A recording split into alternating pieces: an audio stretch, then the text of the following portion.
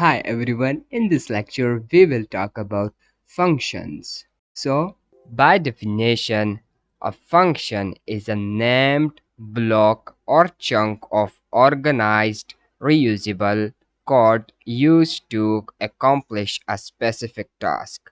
Very difficult definition. So, let's divide this definition into parts to understand it in a very well manner.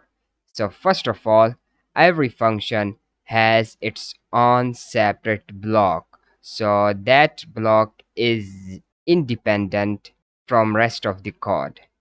And then every function has some properties. First of all, the code of every function is organized, and then you can use that code multiple times in program without writing it again and again. And then finally, the purpose of function is to perform a specific task. So in each function, you need to solve a very particular problem. Here, a very important question arises, and that is why we need functions.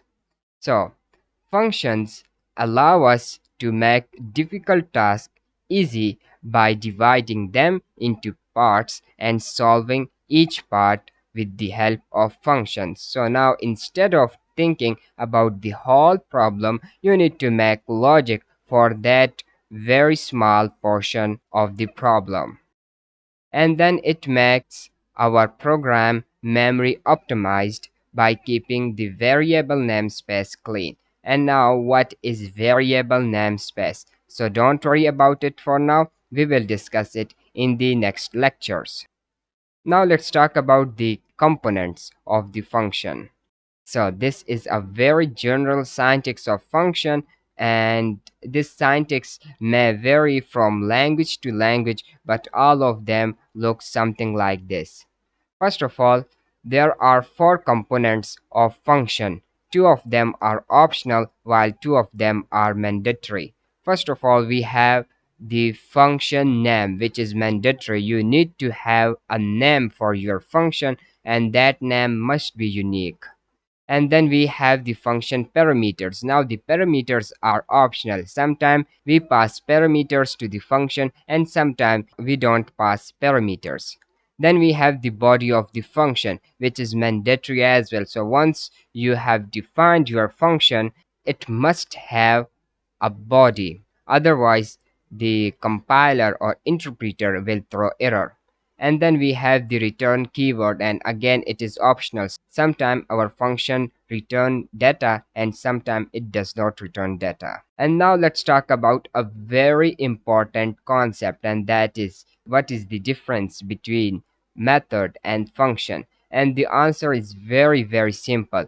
If you put a function inside a class, it becomes a method. But if you define your function outside a class, it is called a function. So as you can see in the first example, we have a class, then we have some block of code, and then we have a function along with its own block of code. So this time, instead of calling it a function, we will call it a method, because now it is inside a class. But in the second example, as you can see, our function is outside the class, so it will be called as a function. So when a function is put inside a class, it is called a method.